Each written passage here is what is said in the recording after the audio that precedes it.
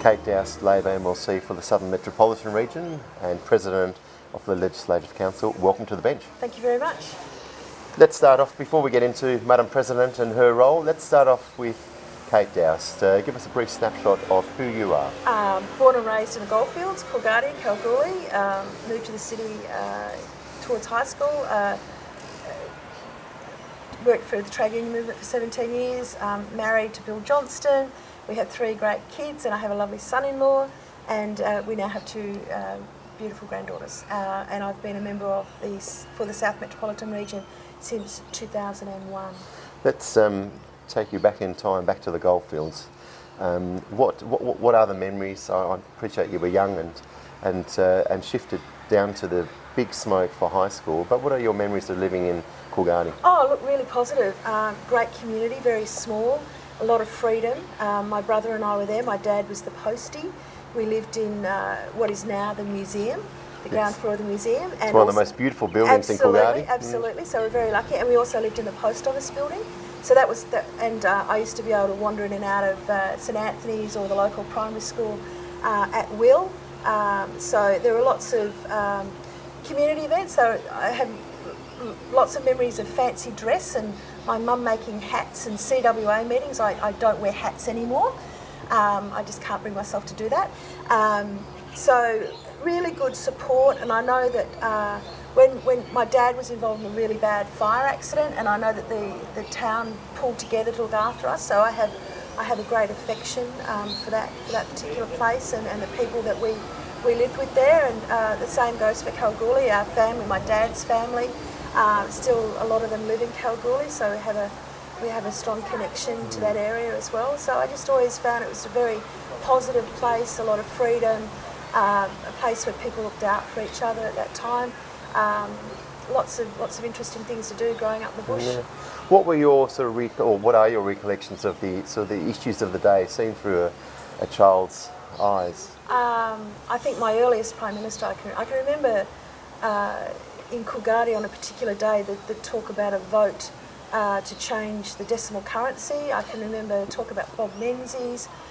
John Gorton always stood out for me. I can remember him talking about his accident in the war, and I always used to think, geez, if some bloke, well not geez, but I used to think it was quite fascinating this man had what he talked about, plastic surgery at the time, and to his face, and I kept thinking that was quite amazing that this guy would go on and have an interesting life in politics. So he was probably my earliest memory of a politician. Didn't understand where he lined up, but for some reason he stood out.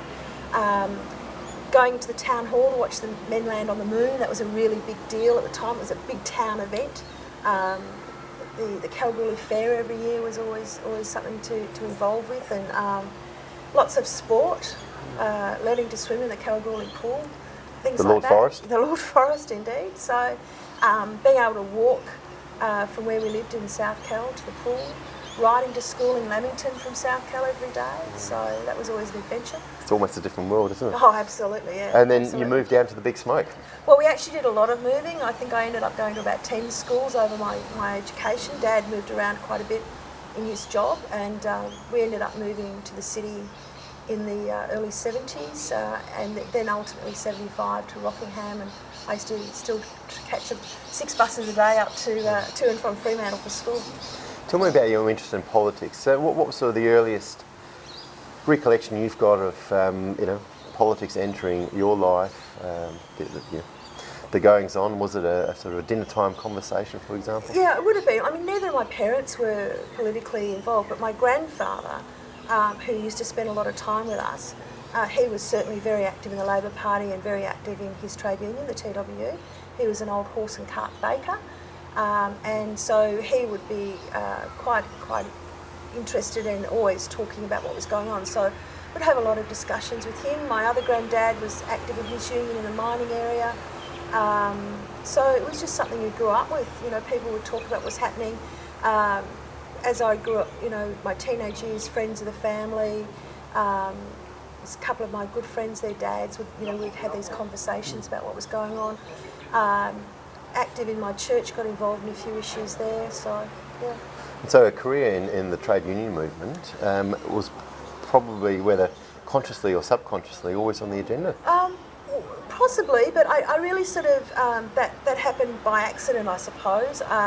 You know how you're sort of trying to find your way. I was studying at university, doing history and languages. I thought I was going to be either a librarian or a history teacher, and I really, really liked that. I did actually work as a map librarian at UWA for a brief period, loved the job. But I went into an industrial relations lecture one afternoon with some friends and came out of it deciding that's what I wanted to do.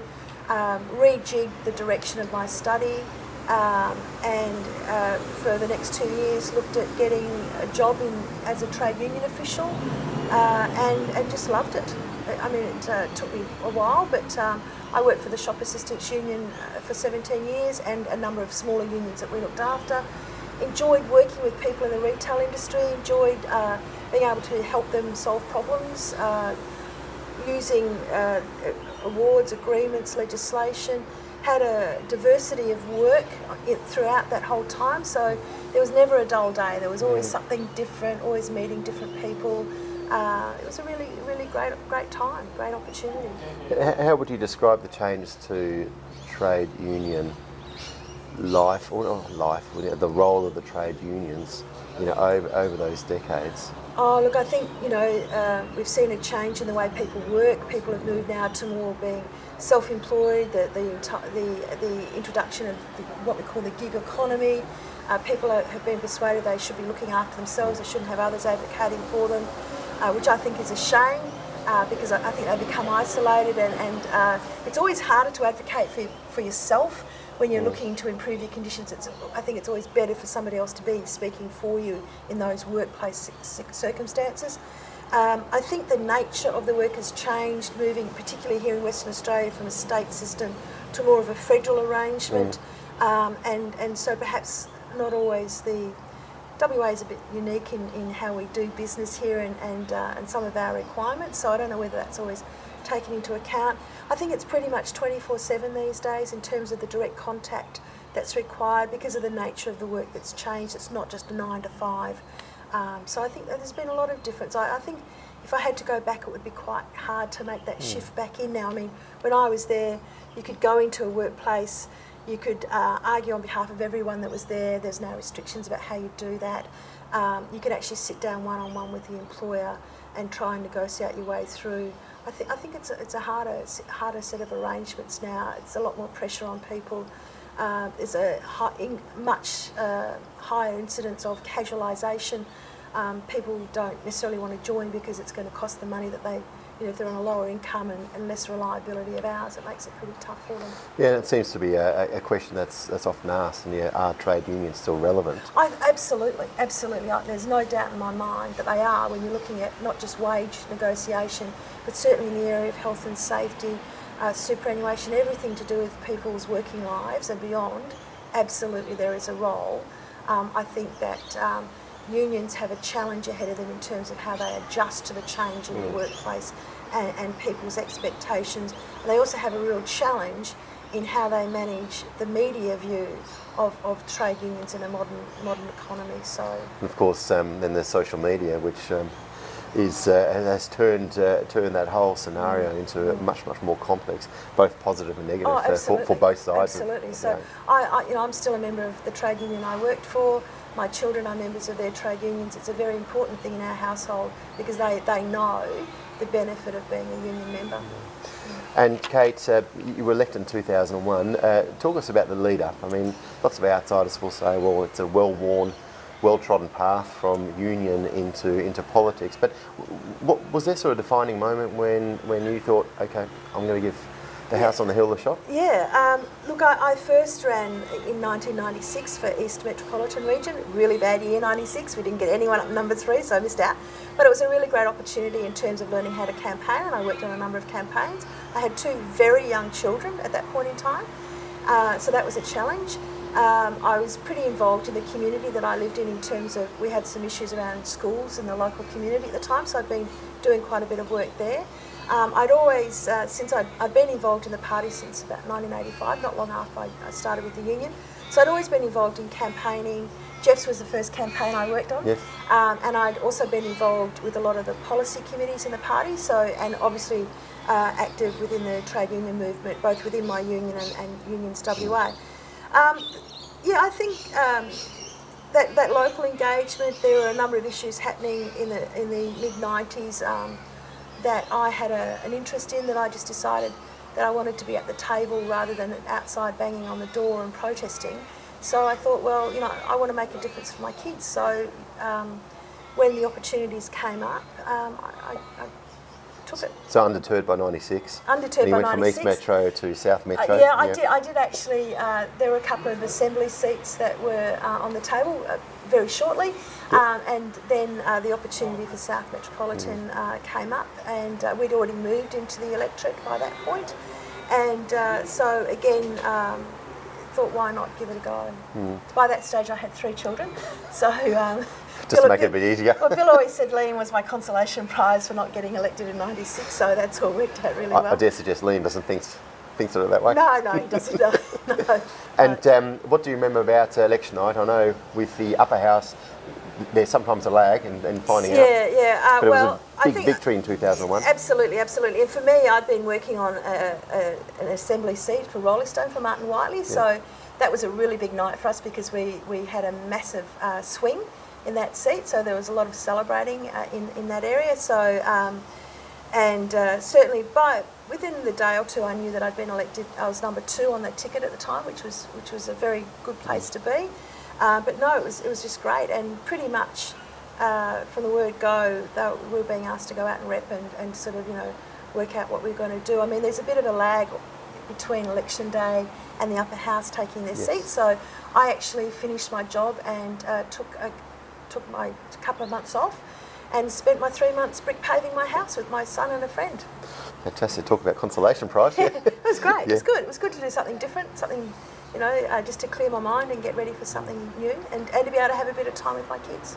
And of course in 2001 you were part of a change of government, then you spent time in opposition, and in 2017 part of government again, although we'll get onto your role in the council. How has politics changed since 2001 in general? And we've touched on social media and trade unions. Well, look, I think technology has been a big change agent. When I first came in, there were only a few people using laptops and mobiles, and I think constituent contact was restricted because of that, and it was more sort of people work 9 to 5, they did events on the weekends or at nights. But with the increase in using technology in the role, you are accessible 24/7, and people do contact you at some really interesting hours and would like a reply, and that's fine. So you are more directly able to engage with constituents rather than going through your staff in the office.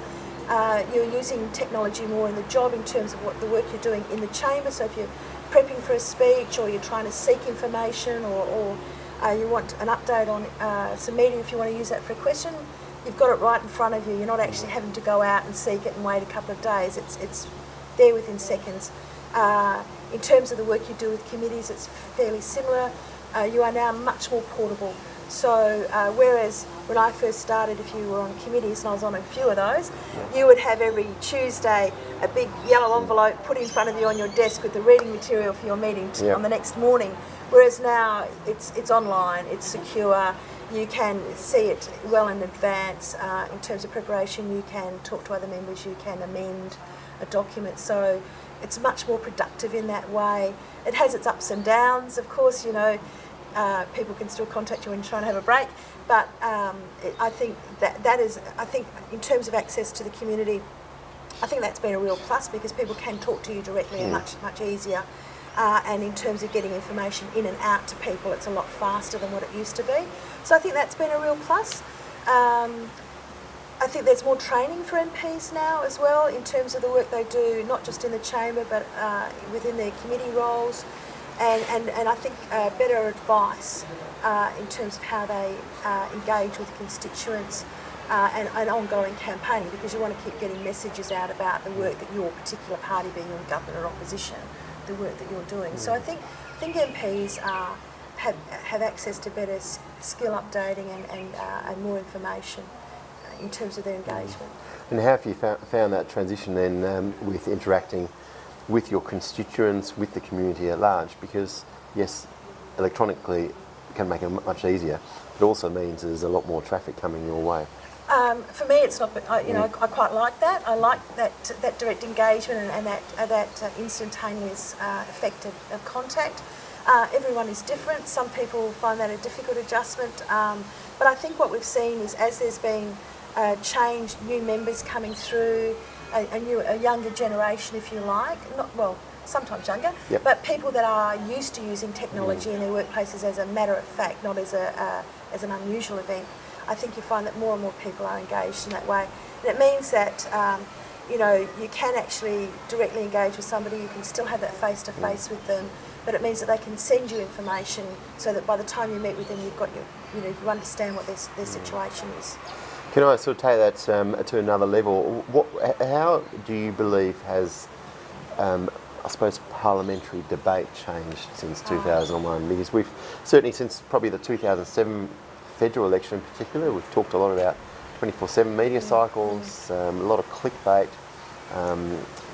Some will argue that parliamentarians are just giving the media what the media wants. Media will say, well, that might very well be the case for people in the Assembly. I would imagine things move a lot faster down there. For in the upper house, I think the type of debate has changed. When I first came in, you probably had different rules of engagement, if you like. There were more opportunities where people suspended standing orders. There were long debates. People trying to slow things down. People quite eloquent, flowery debates in some cases, or fiery debates, depending upon the subject. I think now it's different. People are moving ahead. The standing orders have been changed, so there's shorter, sharper debates on some matters. You're trying to enable people who are not part of the executive to get up and have their say, to be able to raise issues in their electorate. So I think that's changed a little bit. So it gives people more opportunity to have a say. And I think there is a difference between the type of debate in the Assembly and the type of debate in the upper house. I mean, given we're the House of Review, you expect to have a more detailed, focused review of what you're looking at, whereas I think the Assembly, it's shorter, sharper, move on, bring on the next bill or the next motion. Although there are incidents in the upper house too, of course, when it's short and sharp, and sometimes the conversation drops below the belt line, as it has recently. Sometimes that happens, and that can happen to anyone. Which is, I think, a nice segue after the 2017 election that didn't return, it saw the McGowan government elected. You were asked to take on the role of council president. Yep. First of all, what went through your mind when you were... Well, I suppose when I first started in 2001, it wasn't something I ever thought I'd be doing. And I hadn't sat in the chair since probably about 2005, when I'd been a deputy chair, because I'd held a number of roles at that time.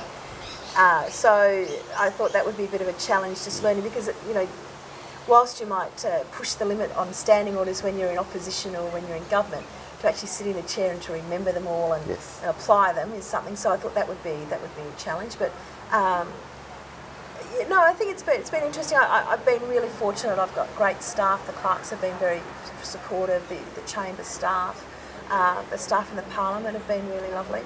And if I know that if I need advice, I've got people I can go to. And certainly the former presidents have been very helpful. So I know that if I need to, I can just phone any of them, and they've always been very helpful.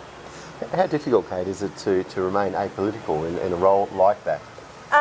It's tempting sometimes, and I sometimes sit and listen to debate and I go, really? But you just got to, bite your lip and just be impartial. So it's a bit of a learning curve. So it's not as hard as I thought. Just the odd occasion, depends on the issue. And if it was something that I was engaged with when we were in opposition, that sometimes is a bit difficult.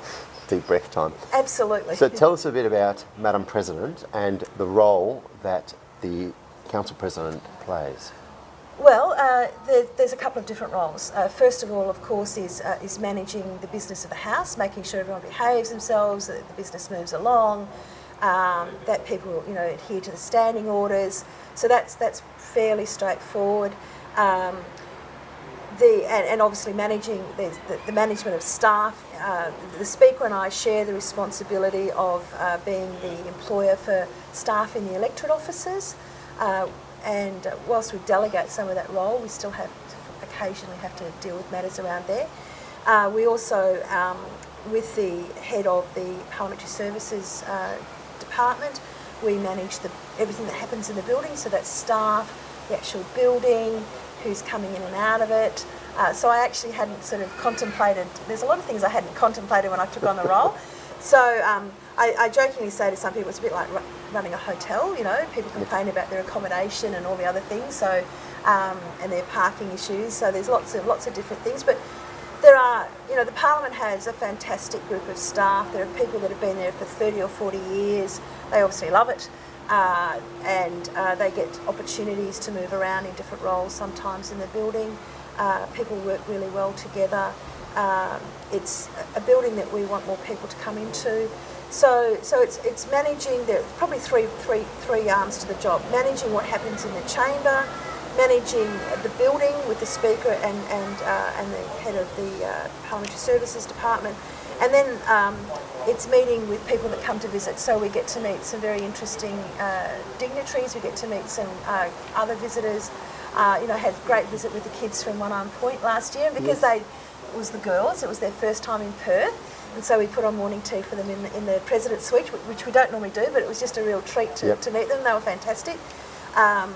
We've had some really interesting visitors from overseas. We had the President of the Republic of Ireland, and it was his first visit to Western Australia, and he spoke on the House in the Assembly, and he was fantastic. And we've had the President of the Vietnamese Parliament, and that was a really interesting visit. She had a significant entourage, and it was lovely for her, for us to be able to have her actually sit in the President's chair in our chamber. She was quite keen on doing that. So, and we've had the head of the Syrian church visit us in the Parliament, and he was quite fascinating given what's happening in his country and to people in his faith group. We get lots of school children. We get about 20,000 visitors to the Parliament each year. The numbers are increasing. So school children, tourists, community visitors. So it's really important that they know that they've got access to their building. So then the role of President, it becomes a very sort of ambassadorial role as well, doesn't it? Yeah, it does.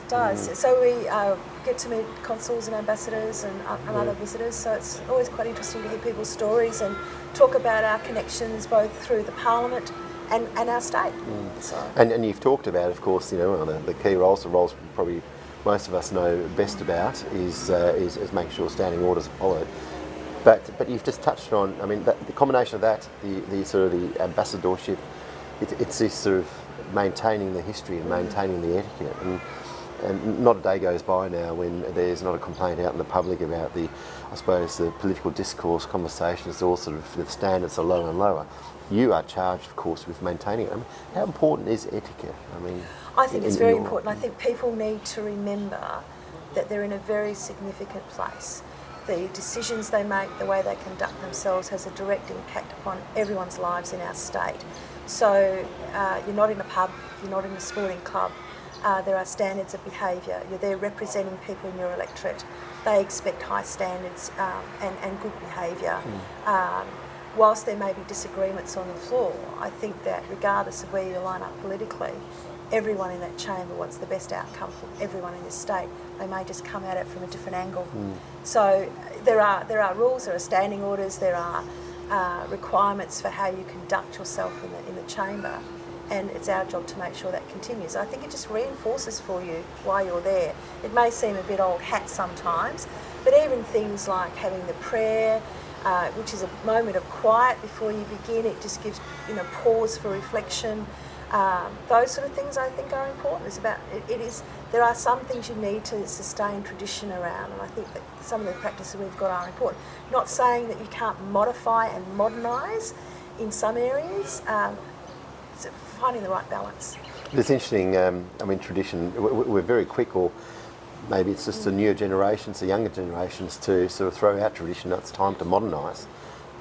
But there's, I think you can maintain the balance. Yeah. You know, and I've seen that even since I've been there, there are certain things that have changed, and they can be done either through custom and practice or through standing orders. But I think, you know, it's about paying respect to your colleagues in the chamber. It's about acknowledging you're there to do a job for people in your electorate, and you know, it's about doing the right thing. So what might seem archaic in some ways, I think it's quite nice. What's the relationship in general between the council and the assembly? Oh. We often giggle, you know. Members from the assembly say, "Oh, you know, the aloof people up on the council." The show ponies in the assembly. That's my joke. So it's a good one. It is a good one. Look, I think it is a challenge. I think there is a bit of fun about how things are done, and they do operate in different ways. Of course, you know, their role, government benches, getting getting significant legislation through. Our role is quite different. Ours is about review. And going into that level of detail. I always say that, you know, our job is to make sure the T's are crossed and the I's are dotted, because they miss it downstairs. But their work traditionally has been different in terms of electorate engagement. I think that's changed, particularly for country members in the upper house. I think where there is a large expanse, you find those country upper house members, and certainly in my electorate, you do have a lot more engagement with constituents now than what you might have had, you know, 20 odd years ago. So I think there's a bit of a merging of those sort of roles. Where are you going to be in 10 years' time, do you reckon, Kate? I'm not sure. Haven't really given that a lot of thought. But certainly that political flame, the parliamentary flame, I should say, is still burning bright. Oh, absolutely. Yeah, there's still a lot of things I would like to do. There's still a lot of issues that I hope will get up. You know, there's a couple of matters that I'm hoping the government will be able to resolve. I mean, the issue around providing compensation for asbestos disease sufferers, I'm still very keen on seeing that get sorted out. Issues around subcontracting, and you know, these are things that I know the government is still continuing to do work on.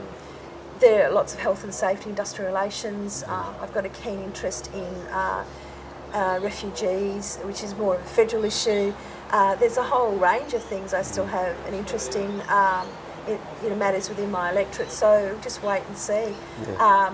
You know, I look forward to, you know, there'll be a time when I probably will go back and do some interesting study or some more travel or spend more time with my family. So, do you ever ponder, Kate, what career path, if you'd chosen a different fork along the journey and not ended up in politics, where you would be now? Well, I mean, Sue Ellery wanted to be a crime novelist.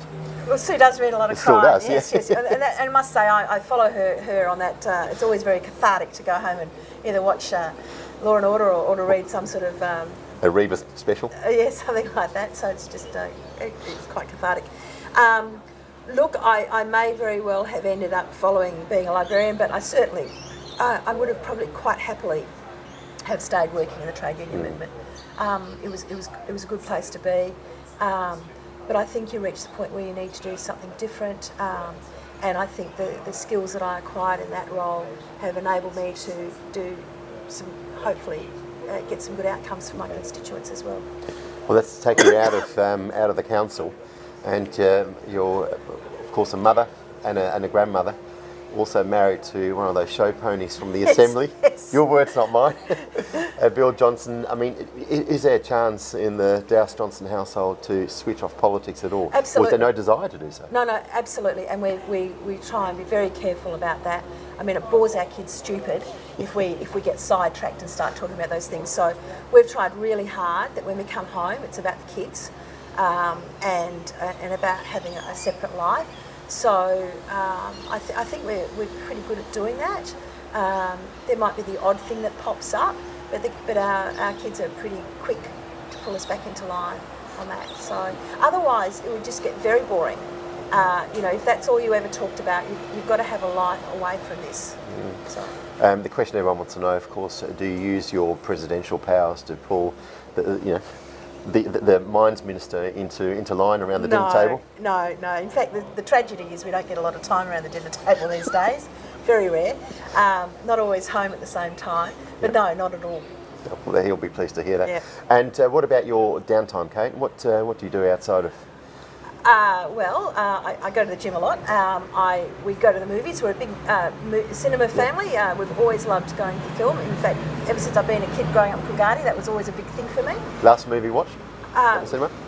Shazam. Okay. On Friday night. It was just a total bit of escape. I won't pass judgment. No, that's fine. It was fine. I'd seen everything else, so that was the only thing I hadn't seen. Like lots of different types of film. Yep. I read a lot, and I sort of like to dabble with a bit of renovation around the house. We have an old house, so constantly doing things to hold it together. Fantastic. What about last holiday? Where did you go on your last holiday? We went to Spain and Morocco last year, and this year we just had some time with the kids in Sydney. Yeah. Do you venture back to the goldfields much? I do. Well, not as much as I would like. I still have family up there, and occasionally go up there for work. But every time I go up, I try to get to Coolgardie, even if it's just for half an hour. I just get in the car and go. Yeah. So. Favourite place in WA? Coolgardie. I should say my electorate of South Metro. That is absolutely priority. But if I have to go somewhere just for a short, sharp visit, if I'm there, it's Coolgardie. Fantastic. So. And Kate, it was a fascinating conversation. Thank you very much for that. If you are ready, we'll go into the Fast and Furious word associations, and we'll see whether we can maintain a high standard, high etiquette, standing orders. Okay. Parliament. People. Elections. Busy. Red tape. Awful. The budget. Good. Legislative Council. Important. Significant. Parliamentary etiquette. Maintain. Opposition. Hard work. GST. WA. Mark McGowan. Premier. Simon O'Brien. Deputy President. Unions.